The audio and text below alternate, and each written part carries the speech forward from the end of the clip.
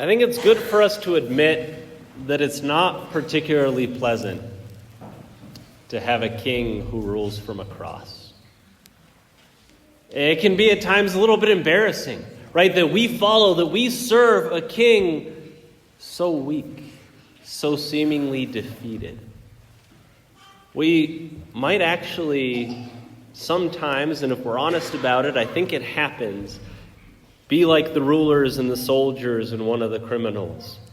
The rulers who sneered and the soldiers who jeered and that criminal who reviled Jesus. I think in our lowest moments, sometimes that's the way that we turn to the Lord and we say, why can't you just be stronger? Why can't you make it so clear to people that they just have to believe in you? Why is it that I am left out on a limb where I'm trying to convince my family member and they look at me like I am foolish? Like I am just the most ignorant person because I'm still going to church. Why is it, Lord, that you allow them to hate you? Why is it that you don't make it so abundantly clear that everybody would believe? Why do you let yourself look weak when it seems that what we're supposed to be doing is showing how strong we are? Well, it's reflecting on the weakness of our King that gives me such a profound joy. It's what sets this feast apart from any other triumphant expression of celebration that you see for kings of this earth. There it's always showing their great power, showing their invulnerability. How many fictions have been created to be able to show how the leaders were so great? In our own country, there was this great fiction created when one of our leaders couldn't walk, FDR. Right? For a while, the White House lied to the people saying, oh, no, he doesn't have anything. He could walk just fine. Because there was this sense that your leader had to be strong. Your leader had to show no weakness, not be vulnerable at all. And yet real strength is when you're willing to show your weakness and say, yeah, I have a deeper strength than this. Real strength is to be able to be mounted on the cross and say, I'm still in control. It seems like I'm defeated, but I have a deeper trust that will, in fact, be victorious in the end. Why Jesus being weak on the cross and ruling from that great splintery throne, why that gives me joy is because it means I don't have to hide my weaknesses before him. Because I can be triumphant in my weakness. With a God such as this, who is willing to say, yeah, go ahead, revile me, sneer at me, jeer at me. I'm not going to make it so abundantly clear to everybody that they have no choice. No, I'm going to make it difficult to believe, in fact. I'm going to say you have to go out on a limb in order to believe in me. Because he wants us to freely choose that. He doesn't want it to be so abundantly clear, like 2 + 2 = 4, that we have no choice in the matter. That we don't have to make any kind of an action of faith in order to draw closer to him. Because then we would just be robots and automatons. No, he wants us to have to reason our way to there being a God. To use these instruments and to ask those tough questions and to be able to then use our relationship with him to ask him those tough questions and say, God, I get it, okay? You didn't save yourself. Why can't you save me here? Right? You see that cry of that reviling criminal and you might hear your own voice echoing. At least for me, I do. How many times has my cry to the Lord been, God, why don't you just save me from this? Do you not care? Do you not care that I'm going through this? Do you not care that this is so difficult? But God is willing to have that kind of an exchange with us. Because it's in those moments that we can change from being that reviling criminal to being the humble one. To where once we accept that God is so loving that he will not take himself down from the cross. When we realize that he is utterly unconcerned with the metrics of power that this world offers.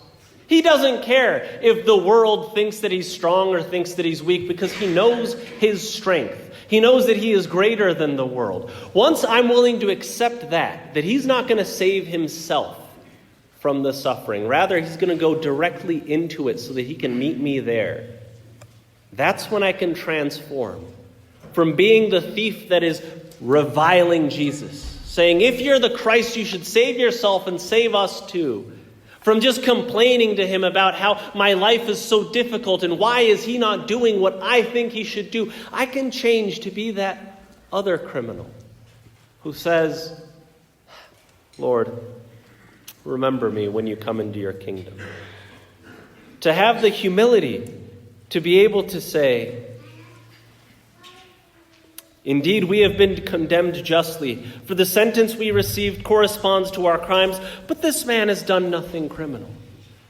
If I am willing to look beyond whatever I'm going through at this moment, to be able to see and behold in awe this God who is willing to go to such lengths to show me his love, that he is willing to not use his power in order to demonstrate his love, then I have the humility to be remembered in his kingdom. And not only to be remembered in his kingdom, but to reign with him there.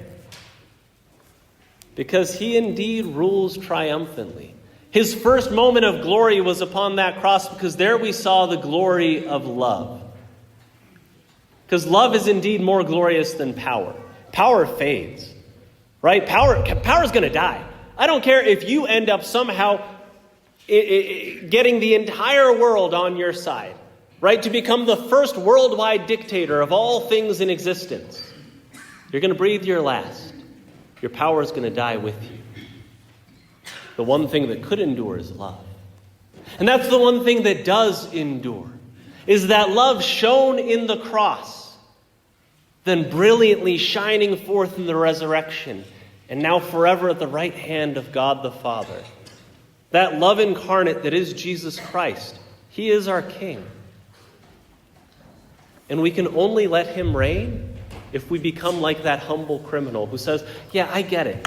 I don't deserve all of the best things in this world. I get it. There have been plenty of times, God, that I have turned away from you, that I have been treacherous, that I have known what was the right thing to do and I decided to do the other thing. I know that I haven't been a loyal servant. I have not been a great citizen of the kingdom of heaven, but I know that by your love I can be. And so I just ask that you give me the grace to be able to embrace my weaknesses and give them to you so that you can work your power within them. So what does that look like practically? Because up to this, it could just be nice words. Practically speaking, that means we stop hiding from God where we're weak.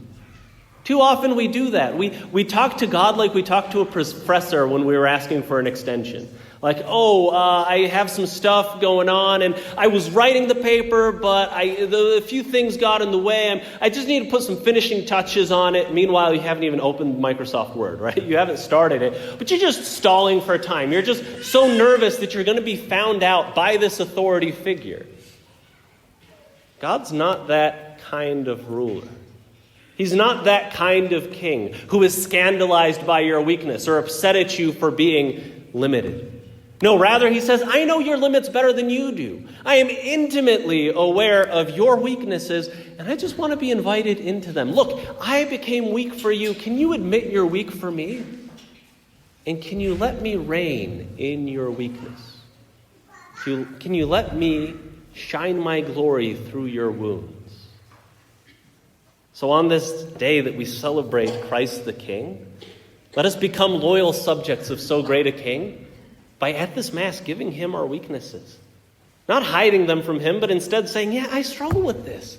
And I'm really mad about that. And really, I've been upset with you over this. Because that's a totally different thing than sneering and jeering and reviling. There, it's them getting mad at him for not acting.